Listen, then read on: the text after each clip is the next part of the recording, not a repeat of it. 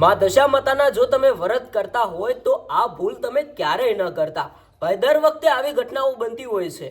માં દશા માતાના આપણે ધામધૂમથી વ્રત કરીએ, 10 દિવસ માં દશા માતાની ધામધૂમથી આરતી કરીએ, પૂજા કરીએ, ઢોલ નગારા ડીજે વગાડીએ અને એક અલગ લેવલનો માહોલ અને એક સરસ મજાની માં દશા માતાની આરતી કરીએ અને છેલ્લા દિવસે જે આપણે ભૂલ કરીએ છીએ ને, આવી ભૂલ ભાઈ તમે ક્યારેય ન કરતા। શું કરવાના ભાઈ, માં દશા માતાના તમે જે વ્રત કરો છો છેલ્લા દિવસે તમે આવી ભૂલ કરો તો ભાઈ તમે જે વ્રત કરો છો એનું ફળ તમને નથી મળવાનું, કારણ કે તમે છેલ્લા દિવસે જ બહુ મોટું અપમાન કરો છો।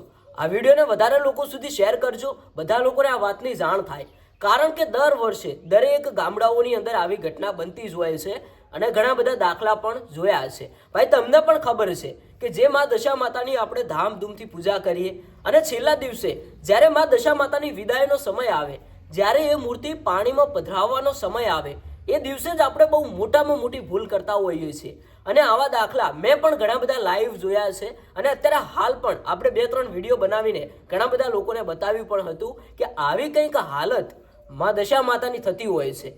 ભાઈ જે માં દશા માતાની આપણે મૂર્તિ લાવીએ, ધામધૂમથી 10 દિવસ માં દશા માતાની આરતી કરીએ અને છેલ્લા દિવસે એ મૂર્તિને પાણીમાં પધરાવવાનો સમય આવે ત્યારે ભાઈ આપણે જે મૂર્તિ લાવેલા હોઈએ છીએ એ મૂર્તિ આપણે ભાઈ એવા પાણીની અંદર પધરાવતા હોઈએ છીએ જ્યાં બિલકુલ પાણી નથી, અને પાણી છે તો ભાઈ સારું પાણી નથી, ગટરો જેવું પાણી છે, ગંદુ પાણી છે, અને એ ભાઈ માં દશા માતાનું બહુ મોટું અપમાન થાય છે। અને એક ખાસ વાત અને અગત્યની વાત કે જે માં દશા માતાની આપણે મૂર્તિ લાવેલા હોઈએ છીએ એ મૂર્તિ ભાઈ મારું કહેવું તો એવું છે કે દર વર્ષે તમે માટીની મૂર્તિ લાવો, તમે મોંઘી મોંઘી જે મૂર્તિઓ લાવો છો, અમુક ભાઈ મોટી મોટી ફેન્સી મૂર્તિઓ આવે છે જે ભાઈ દેખાવમાં સારી લાગે છે, પણ જ્યારે આપણે પાણીની અંદર એ માં દશા માતાની મૂર્તિ પધરાવીએ છીએ ત્યારે એ મૂર્તિ પાણીની અંદર ઓગળતી નથી અને એ મૂર્તિ વર્ષો સુધી તેમના તેમ જ પડી રહે છે। ભાઈ તમે વિચાર કરો, એ જ માં દશા માતાનું તમે બહુ મોટું અપમાન કરી રહ્યા છો, કારણ કે જે મૂર્તિ આપણે પાણીની અંદર પધરાવીએ એ મૂર્તિ ભાઈ પાણીની અંદર ઓગળતી નથી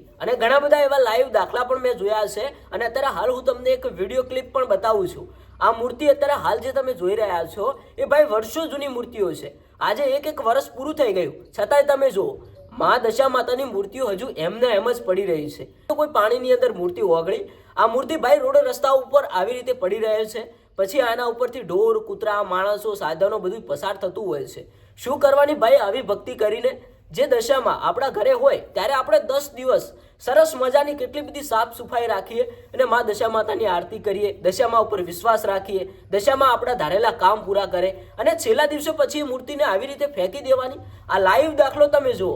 તમને આ વિડીયો હું કેમ બતાવું છું? આ 2026ની અંદર કોઈ વ્યક્તિ આવી ભૂલ ન કરે, કારણ કે આવી હાલત થાય છે માં દશા માતાની। એટલા માટે જ કહું છું કે આ વિડીયો તમે પૂરો સાંભળજો। જો તમે દશા માતાના વ્રત કરતા હોય તો સાવધાન થઈ જજો, આવું અપમાન આ વખતે ન કરતા, નહીં તો ભાઈ તમે જે ભક્તિ કરો છો એ કશા કામની નથી। માં દશા માતાની તમે મૂર્તિ લાવો તો ભાઈ માટીની મૂર્તિ લાવો, આવી મોંઘી મોંઘી મૂર્તિઓ લાવવાની કોઈ જરૂર નથી।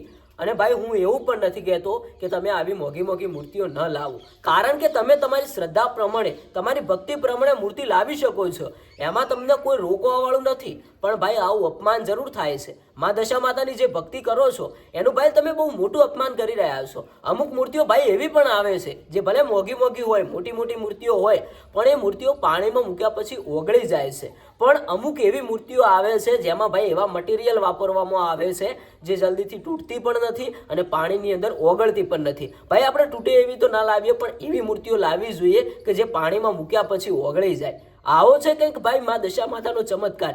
ઘણા બધા ચમત્કાર જોયા હશે, પણ ભાઈ તમે આવી ભૂલ કરો ને તો તમને ક્યારેય માં દશા માતાનો ચમત્કાર જોવા નહીં મળે કે ક્યારેય તમે જે દશા માતાના ધામધૂમથી વ્રત કરો છો એનું ફળ નહીં મળે, કારણ કે આ રિયલ ઘટના છે। આ હું કોઈ એવો વિડીયો નથી બનાવવા માંગતો કે આ વિડીયો જોઈને લોકો ઉપર ખોટી અસર પડે, લોકો ખોટી રીતે બદનામ કરે, પણ આ વિડીયો એ માટે બનાવ્યો છે કે આ વિડીયો સાંભળીને બીજા લોકો આવી ભૂલ ક્યારેય ન કરે, કારણ કે અત્યારે હાલ તો આપણે માં દશા માતાની ધામધૂમથી પૂજા કરી જ રહ્યા છીએ।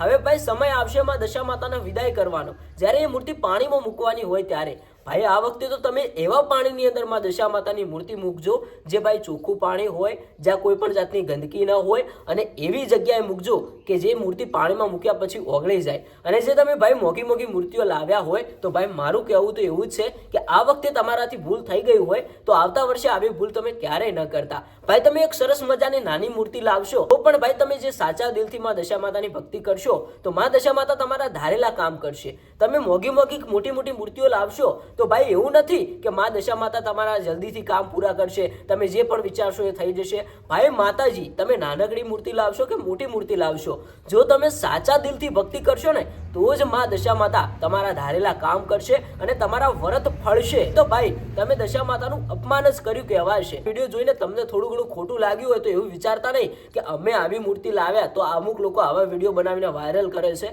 પણ ભાઈ તમે તમારા મનથી વિચારો કે આવી ભૂલ થતી જ હોય છે. એટલા માટે જ કહું છું કે આ વિડીયો વધુ લોકો સુધી શેર કરો. આપણે તમને લાઈવ દાખલા પણ બતાવ્યા કે દશા માતાની મૂર્તિઓની આવી હાલત થતી હોય છે. હવે દર્શક મિત્રો આ વિડીયો જો તમને થોડો ઘણો પસંદ આવ્યો હોય આ વિડીયો તમારા મિત્રો સાથે પણ શેર કરી દેજો. આ વખતે માં દશા માતાનું અપમાન ન થાય અને આવી ભૂલ કોઈ વ્યક્તિ ન કરે. બસ એક સરસ મજાની કોમેન્ટ કરતા